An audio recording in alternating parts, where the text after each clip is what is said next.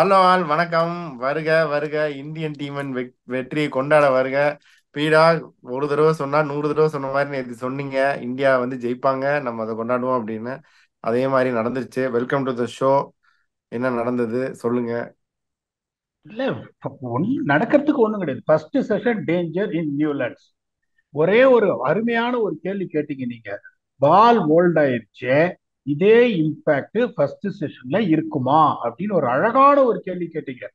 ஏன்னா first importance நான் என்ன சொன்னேன், நியூ பால் இருந்தா அது ரொம்ப கஷ்டம் அப்படின்றதுனால 17 ஓவர்ன்றது பெரிய விஷயம் கிடையாது. அதே மாதிரி எங்க ஆளுங்க எப்படின்னா they're always a good dose. South Africa நீங்களும் நிறைய தடவை போயிருக்கீங்க, நல்லா பார்த்துப்பாங்க ஊருக்கு வர்றவங்க எல்லாரையும். டாஸ் வின் பண்ணி பேட்டிங் ஆடுவாங்க, அதெல்லாம் பண்ணுவாங்க. அதனால அந்த கான்பிடன்ஸ் வேற ஒரு பக்கம் இருந்துச்சு. இப்ப இன்னைக்கு என்ன ஆச்சு? செஷன் ஒன்னுல 114 for 7 in 19.5 overs, close to 6 runs an over. Okay, south Africa ரெண்டு டைமும் ஃபர்ஸ்ட் செஷன் ஆடி இருக்காங்க. என்ன பண்ணிருக்காங்க தெரியுமா? ஃபர்ஸ்ட் செஷன்ல 169, 17 விக்கெட்ஸ் லாஸ்ட் இன் 43.1 ஓவர்ஸ். இதுக்கு மேல நான் பேசுறது எதுவுமே கிடையாது. இப்போ செகண்ட் செஷனும் தேர்ட் செஷனும் ஈஸியா இருக்கும் அப்படின்னு சொல்றதுக்கு ரொம்ப சிம்பிள். உங்களுக்கு நேற்று செகண்ட் செஷன் இந்தியா 111 ஃபார் 4. இன்னைக்கு செகண்ட் செஷன்ல India 80 for 3 in 12 overs, close to 7 an over. இன்னொன்னு பாத்தீங்கன்னா, இந்த டேவிட் பெடிங்கம் எப்படி அவுட் ஆனாரு? ஒரு 32வது ஸ்டெம்ப் பிச் ஆன பால் தான், ரொம்ப வைடெல்லாம் கிடையாது. விரட்டி முதலே ஒரு பால் எட்ஜ் பண்ணி ஒரு 4 போச்சு, திருப்பி நோண்டாரு. அதுக்கப்புறம் இந்த கைல் வரையனை பாத்தீங்கன்னா, அது என்ன ஷாட்னு எனக்கு இன்னுமே தெரியல. ஹென்ரிக் கிளாசன் மாதிரி ஒரு பிளேயரை விட்டுட்டு அவரை ஆட வைக்கிறாருன்னா, இந்த மாதிரி ஒரு ஹாரண்ட ஷாட் நீங்க ஆடுறீங்க போது நமக்கு அதுக்கப்புறம் தெரியும் மார்ச் ஃபர்ஸ்ட் தான் அப்படின்னு. கேஷவ் மகாராஜ், ககிசோராபாதா, லுங்கி எங்கடி, உங்களுக்கு இதுவே கிடையாது. நான் என்ன எதிர்பார்த்தேன், நம்ம நேற்று சொன்ன மாதிரி லஞ்சுக்கு அப்புறம் 1 மணி நேரம் போகும்போது 40 ரன் டார்கெட் வைப்பாங்கன்னு நினைச்சேன். அது மாக்ரம் ஒரு எக்ஸ்ட்ராடனரி. இப்ப மாக்ரம் ஒரு ஓவர்ல 20 ரன் அடிச்சாரு பிரசித் கிருஷ்ணாவை. எப்படி பிச்சு ஈஸி ஆயிடுச்சா, இல்ல அவர் போலிங் பேடா போட்டாரா, எப்படி? சோ உங்களுக்கு என்னன்னா, இந்த ஒரு கிராக்ஸ்ல பட்டு அந்த இதுல பட்டு மட்டும்தான் பால் என்னது பவுன்ஸ் ஜாஸ்தி ஆகுது. அப்படிங்கும் போது உங்களுக்கு முட்டு ஆட தெரிஞ்சா கடைஞ்சிருக்கலாம் இங்க. இப்ப தெரியுதா சார் உங்களுக்கு? இந்த ஜாக் காலிஸ், ஆஸ்டின் மாம்ல, ஏபிடி வில்லியர்ஸுக்கெல்லாம் ஒவ்வொரு ஸ்டேடியத்திலையும் சவுத் ஆப்பிரிக்கால இப்பயே அவங்க உயிரோடு இருக்கும்போதே செலவைக்கணும். எவ்வளவு கஷ்டம்னு தெரிஞ்சுக்கோங்க சவுத் ஆப்பிரிக்கா பேட்ஸ்மேனா இருந்தா. இதே இந்தியா, நான் திருப்பியும் சொல்றேன், I have got nothing against Prasidh Krishna. Prasidh Krishna is an extraordinary talent, youngster, is got a long future to go. But எந்த போலரை எங்க ஆடணும் அப்படின்னு நீங்க தெரியலன்னா, இப்பயும் நான் சொல்றேன், நான் உயிரோட இருக்கிற வரைக்கும் அட்லீஸ்ட் இந்தியா சவுத் ஆப்பிரிக்கால டெஸ்ட் சீரீஸ் ஜெயிக்கிறதுக்கு வாய்ப்பே கிடையாது. ஓகே. இப்ப ரோஹித் சர்மா நம்ம தலை தோனி 2010ல ஜெயிக்கல, டிரா பண்ண அதே மாதிரி தோனி அப்படின்னால ஜெயிச்சனே வாயில வருது. பயஸ்ட் தான், நான் இல்லைன்னு சொல்ல. பட் தென் அது என் மனசுல இருக்கிற ஒரு விஷயம்.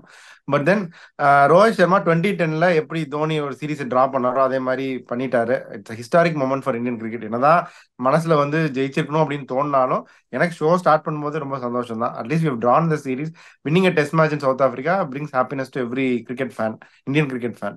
ஸோ இப்போ what you think going forward? Rohit Sharma test match captain, என்ன நினைக்கிறீங்க? அப்புறம் போஸ்ட் மேட்ச்லயும் அவர் நம்ம சொன்னதே சொன்னாரு. இதே இது இந்தியாவில் ஒரு டேர்னர் பிச்சு கொடுத்திருந்தா நீங்க எப்படி பேசு, as long as I don't have any problem in playing in this, as long as they don't open their mouth about pitches in India அப்படின்னு வேற சொல்லியிருக்காரு. ரோஹித் சர்மா கோயிங் ஃபார்வர்ட் நீங்க என்ன நினைக்கிறீங்க டெஸ்ட் கிரிக்கெட் கேப்டன்? அவர் சொன்ன இந்த பாயிண்ட பத்தி என்ன நினைக்கிறீங்க? ரொம்ப கரெக்ட் சார். நான் உங்களுக்கு கேக்குறேன், நீங்களும் இன்னும் கிரிக்கெட் ஆடுறீங்க, வியூவர்ஸுக்கு நான் சொல்றேன் சார், இன்னும் லீக் ஆடுறாரு டிஎன்சிஏல. நான் உங்களை ஒரே ஒரு கேள்வி கேக்குறேன். 6 பால்ல 3 பால் மூஞ்சிக்கு வர்றது உங்களுக்கு ஓகேவா? இல்லன்னா அவுட் சைடு லெக் ஸ்டம் எட்டா ஸ்லிப்ல இருந்து அப்படியே சொரட்டுல திரும்பி பால் முட்டி கீழே உங்களுக்கு பீட் பண்றது உங்களுக்கு ஓகேவா? What will you prefer? ஆனஸ்டா நீங்க சொல்லுங்க. நான் ம். சவுத் ஆப்பிரிக்கால இருக்கேன், நான் ஒரு hardcore South African supporter.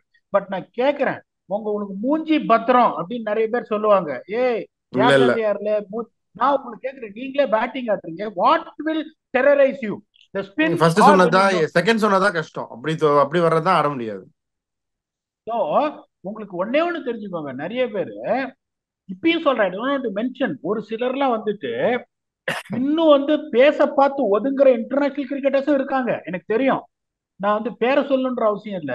Spin ஆடணும்னா உங்களுக்கு தில்லு தேவையில்ல, ஸ்கில்லு மட்டும்தான் தேவை.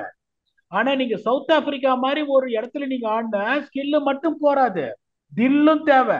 அது இன்னொரு பால் சொல்றது ஈஸிங்க, உட்காந்து தில்லு தேவைன்னு மூஞ்சிக்கு. பாவம் ரோஹித் சர்மா, ஆனஸ்டா சொல்றேன், அவருக்கு மட்டும் ரொம்ப கஷ்டம். இன்னைக்கு வந்து ஃபர்ஸ்ட் பால் ஆடுறாரு, புட்ல இருந்து பங்கேர்னு இங்க வருது. அப்படிங்கும் போது என்னதான் அது என்ன பண்ணாரு அதுக்கப்புறம், வாங்கடாங்க நீங்களும் உங்க பிச்சுன்னு சொல்லிட்டு ககிசரை பார்த்தாலே இறங்கி வந்து ஒரு கடாசினார் ஒரு எக்ஸ்ட்ரா கவர்ஸ்ல. சோ உங்களுக்கு வந்து இப்ப ஸ்பின்னுங்கும் போது என்ன, உங்களுக்கு ஸ்கில் தேவை. பால் எங்க இருந்து பட்டு எங்க திரும்புது, அந்த பவுலர் எப்படி செட் பண்ணுவான் அப்படின்னு சொல்லிட்டு தைரியமா வந்து நீங்க டிஃபென்ஸ் ஆட ஆரம்பிச்சுங்க, நீங்க சர்வைவ் ஆகலாம். அப்படிங்கும் போது அவர் பியூட்டிஃபுல்லா ஒரு பாயிண்ட் சொன்னார். இப்ப நான் இங்க வந்து பிச்சை பத்தி கம்ப்ளைண்ட் பண்ணல, நான் கம்ப்ளைண்ட் பண்ணல, நாங்க ஆடணும் வாட் எவர் இட் இஸ். எங்க ஊருக்கு வந்துட்டு நீங்க கம்ப்ளைண்ட் பண்ணாதீங்க. அதுக்கு நிறைய பேர் என்ன போடுறாங்க, டெஸ்ட் மேட்ச் இன்ட்ரெஸ்டிங்கா இருக்கணும், நீங்க திருப்புலி கொடுத்து டஸ்ட் பால் கொடுத்து 3 நாள்ல முடிச்சிடுறீங்க. ஏ, 3 நாள்ல முடிக்கணும்னு ஒன்றரை நாள். யாரும் பிச்சு கொடுக்கல, நீங்க அவ்வளவுதான் ஆடுறீங்க 3 நாளைக்கு. இப்ப நான் ஒன்னே கேக்குறேன், இதே இந்தியா வந்து தோத்து 5 செஷன்ல மேட்ச் முடிச்சிருந்தா அதை அக்செப்ட் பண்ணலாம். நீ கெடுவான் கேடு நினைப்பான் மாதிரி பிச்சை நீ வாட்டர் பண்ணக்கூடாத இடத்துல பண்ணி நீ 5 செஷன்ல ஹோம் டீம் நீ தோக்குறீங்க. அதுக்கப்புறம் நீ சவுத் ஆப்பிரிக்கா இந்தியாவுக்கு வந்துட்டு திருப்படி கொடுக்குறான்னு சொன்ன, ஐயோ என்னையா நியாயம், மனசாட்சி அடகு வச்சுட்டு பேசுறீங்களா இல்ல வித்துட்டு பேசுறீங்களா, கொஞ்சம் தெரியாம தான் கேக்குறேன். ஆமா. அப்படியே முதல் கொஸ்டினும் going forward test cricket test captain for India. Sir இன்னும் ரோஹித் சர்மா பாத்தீங்கன்னா ப்ராபப்ளி நான் எப்படி யோசிப்பேன்னு நினைக்கிறேன், நான் biggest fan of Rohit Sharma. அவர் மாதிரி ஒரு கிளாஸ்ல நான் பார்த்ததே கிடையாது. அவர் எப்படி யோசிக்கணும்னா, can he make it to 2027 world cup, அது அவரு தான் பதில் சொல்லணும், வேற யாரும் ஆன்சர் பண்ணக்கூடாது. கஷ்டம் அப்படின்னு அவர் நினைச்சாருன்னா இந்த T20 வேர்ல்ட் கப் மட்டும் ஆடிட்டு he should retire from white ball cricket and still concentrate on red ball cricket. Sir red ball கிரிக்கெட்ல பாத்தீங்கன்னா எவ்வளவு ஓடுறீங்க, எவ்வளவு ஃபிட்னஸ் தேவை, ஒண்ணுமே கிடையாது. ஆனஸ்ட்லி ஸ்பீக்கிங் அவ்வளவு அத்லட்டிசம் கிடையாது. கேம் ஸ்லோவா போகும் போது இன்னும் 2 வருஷம். இப்ப நான் உங்களுக்கு கேள்வி கேட்கிறேன், இந்த கரண்ட் கிராப்ல Virat Kohli is also only 2 years younger to Rohit Sharma. Have you identified a captain? No. உங்களை கேட்கறேன், இப்ப நீங்க ஒரு ஒரு எக்ஸ்ட்ராடினரி கிரிக்கெட் பிரெயின், உங்களை கேட்கறேன், இந்த டீம்ல ரைட்னா ஒரு அடுத்த மேட்ச் ரோஹித் சர்மா ஆடல அப்படின்னா which youngster can step up and lead the side, நீங்க சொல்லுங்க பாப்போம். ஒரு ஒரு பேர் நம்ம கொடுங்க சொல்றோம், பாப்போம். ஆனா அவங்க கேஎல் ராகுல தான் சொல்லுவாங்க. நம்ம சொல்றது ரெண்டாம் பட்சம், வேற ஆள் இல்ல. பட் அப்படின்றனால அவங்க கேஎல் ராகுல சொல்லுவாங்க, இல்ல ஆள் பும்ரா இல்லைன்ற, சொல்லுவாங்க. ம். 2 பேருமே 30 தாண்டிட்டாங்கன்ற நானு. இப்போ ஒரு யங் ட்ரூ.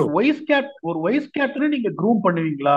இப்ப இந்த யங்கர் கிராப்ல இப்ப யசஸ்வி ஜெய்ஸ்வால், அவர் நிறைய பேர் என்ன சொல்றாங்க, ஒரு ஆடவே கூடாது டெக்னிக் இல்லைன்றாங்க. அவர் கில்ல ஸ்குவாட விட்டு கேட்ட, தூக்கணும்னு ஆல்ரெடி போட ஆரம்பிச்சாங்க ட்விட்டர்ல. இப்ப கில் என்ன சொல்றாங்க, அகமதாபாத்ல தான் அடிப்பாரு, அவரை அவரையும் போட்டு உட்கார வைக்கணும்னு தூக்கணும்ன்றாங்க. சொல்லிட்டாங்க. ம். இப்ப ஸ்ரேயஸ் ஐயர் என்ன சொல்றாங்க, ஷார்ட் பால் போட்டு ஆட முடியாதுன்றாங்க. யாரையுமே ஆட முடியாதுன்றாங்க போது உங்களுக்கு கேப்டன்சி ஆப்ஷனே இல்லைங்கும் போது என்ன பொறுத்த வரைக்கும் you have to groom someone as a vice captain as a 24-year-old whom you identify as a longer prospect both home and away. அதை பண்ண அப்புறம் தான் ரோஹித் சர்மா என்ன பொறுத்த வரைக்கும் has to retire because he can still score runs.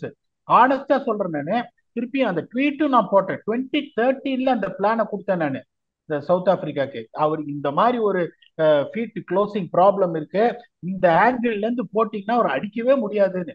அதை வச்சு நாங்க வந்து ODI T20 எல்லாத்துலயும் எல்பிடபிள்யூ போல்ட் எடுத்தோம் அவரை. இன்னும் வந்து அதே இதைதான் ட்ரை பண்ணிட்டு இருக்காங்க.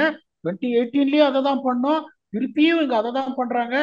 எதுவுமே அவர் இது பண்ண மாதிரி எனக்கு தெரியல. அப்படிங்கும் போது the only thing is why he failed here is because of the plan that is going on from 10 years now. அதை வந்துட்டு இப்ப எப்படி, இப்ப நான் எப்படி ஒர்க் பண்ணுவேன்னா, இப்ப ஆஷிம் மாம்லாக்கு அந்த மாதிரி ஒரு ப்ராப்ளம் வந்து என்ன வந்து கேட்டாரு அவரு, பாய் என்னால இந்த ஜோ ஷேசல் கூட ஆடவே முடியலப்பா, சொல்லி சொல்லி எடுக்கிறான், 4 இன்னிங்ஸ் ஆச்சு, இதுக்கு மேலே நீ வாய் திறக்காம இருந்தா என்ன அர்த்தம்? சொன்ன ஆஷிம், நான் 3 4 இன்னிங்ஸ் பார்ப்பேன், ஜெனுவனா நீ ஸ்ட்ரகிள் ஆனிட்டு தான் சொல்லணும், சும்மா 2 இன்னிங்ஸ் நான் சொல்ல மாட்டேன். இப்ப நீ சொல்றது valid reason, find a reason.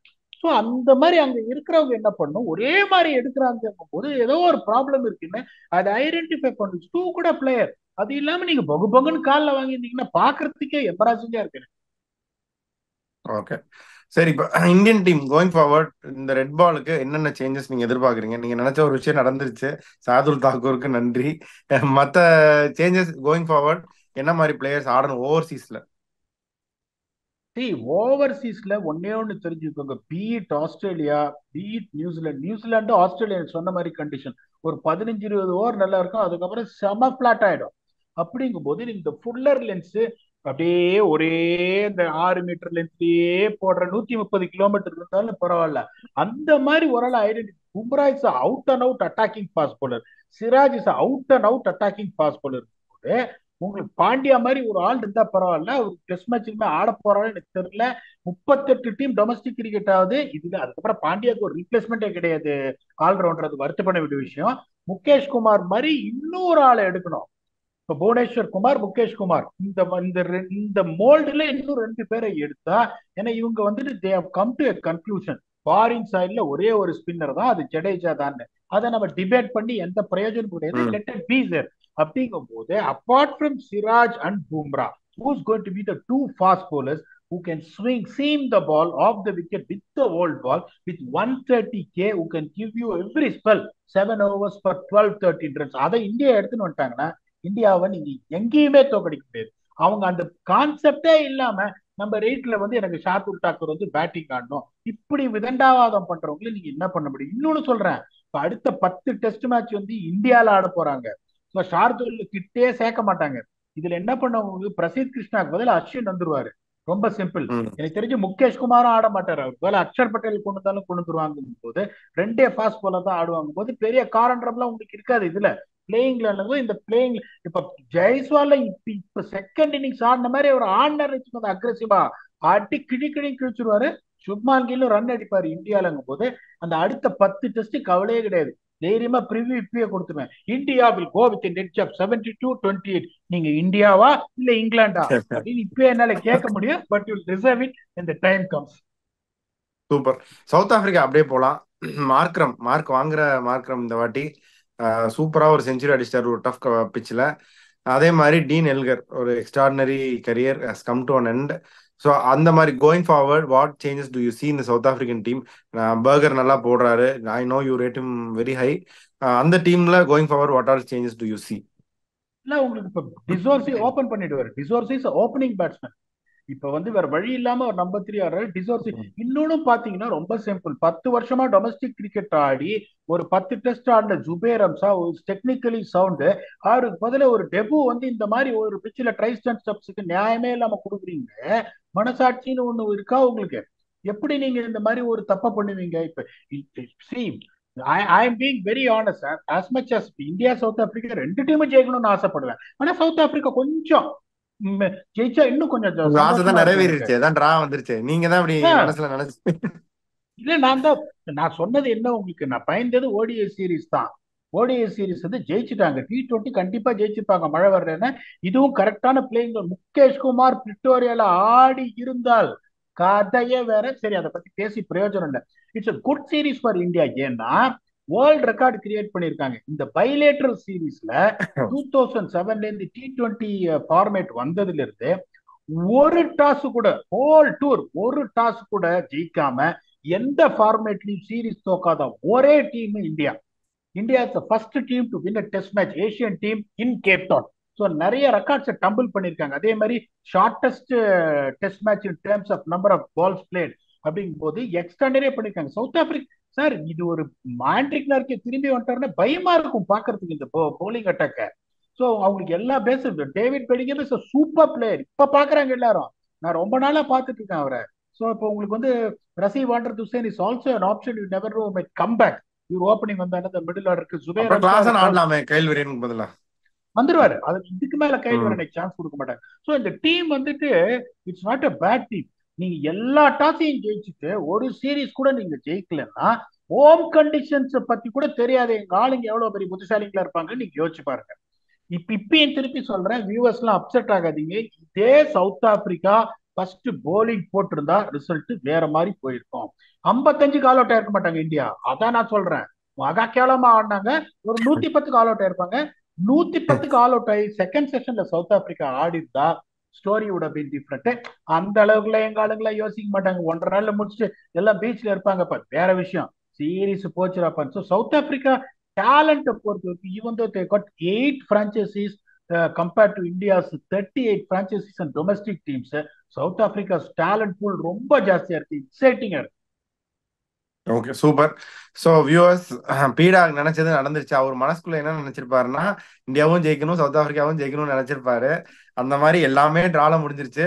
So பீடா, உங்களோட ஃபைனல் தாட்ஸ் என்ன? நீங்க ஹாப்பி, உங்களோட ஃபைனல் தாட்ஸ் சொல்லுங்க. இல்ல எனக்கு ஹாப்பி தான், ஆனா வந்து ஒரு வருத்தம். ஏன்னா இந்த இந்தியன் டீம், இந்த சவுத் ஆப்பிரிக்கன் டீம் டெஸ்ட்ல அவங்க டெஸ்ட்ல ஓடிய ஜெயிச்சிருக்கணும். சீரிஸ் தோத்துந்தா கூட நான் வருத்தப்பட்டிருக்க மாட்டேன். டெஸ்ட் ஜெயிக்காம போயிட்டாங்களே, even though I'm hardcore South African fan, my heart I'm happy that South Africa didn't lose series. இந்தியாவும் பிடிக்கும்ன்றதுனால சொல்றேன். இதை விட ஒரு வாய்ப்பு திருப்பி 2027 வரைக்கும் வெயிட் பண்ணுங்கிறது ஒரு வருத்தப்பட வேண்டிய விஷயம். But India can go back home high. ஏன்னா ஒரு ட்ரப்பிங் வாங்கி வந்தாங்க பிரிட்டோரியால, ஒரு ட்ரப்பிங் வாங்கிட்டு இந்த மாதிரி ஒரு கேரக்டர் காமிச்சு ஜெயிச்சிருக்காங்கன்னா, you have to say well done for India அப்படின்னு. அதான் நிறைய பேர் இன்னும் பாத்தீங்கன்னா, இப்ப ஆனஸ்டா சொல்றேன், இதையும் வியூவர்ஸ் தப்பா நினைச்சுக்காதீங்க. போன டெஸ்ட் மேட்ச் அவங்க 10 பேரோட ஆடினாங்க, இப்ப இந்தியா 10 பேரோட தான் ஆடினாங்க. அந்த 11வது ஆள் யான்னு நான் சொல்ல விரும்பல, அது உங்களுக்கே தெரியும் பர்ஃபார்மன்ஸ்ல நீங்க பாத்துட்டு. இந்தியாவும் தெரியுமா, நீ என்ன 10 பேர் வச்சு உதச்சியா, நானும் ரவுடி தாண்டா அப்படி இந்தியாவும் 10 பேரோட தான் ஆடினாங்க. அதெல்லாம் 10 போட்டாங்க, பேரோட தண்ணி கேன் மீம் எல்லாம் போட்டாங்க ட்விட்டர்ல. போட்டாங்கன்றீங்களா? போட்டாங்க. சோ இந்தியாவும் வந்து 10 பேரை வச்சு ஜெயிச்சிருக்காங்க போது என்னோட final thoughts I'm extremely happy. ஏன்னா இப்போ சவுத் ஆப்பிரிக்கா ஜெயிச்சா இந்தியா தோத்து போச்சேன்னு வருத்தப்படுவேன், வைஸ் வர்சாங்கும் போது ஐ எம் எக்ஸ்ட்ரீம்லி ஹாப்பி. இப்ப அடுத்தது, இப்ப விகே சார் கேட்பாரு, சரி அடுத்து என்ன பண்ண போறோம், இப்ப எஸ்ஏ லீக் வரப்போகுது, ஒவ்வொரு டீமா அனலைஸ் பண்ண போறோம். சரி, ஜோனாஸ்பர்க் சூப்பர் கிங்ஸுக்கு தான் பயங்கர ஃபேன் பேஸ் இருக்குன்னு.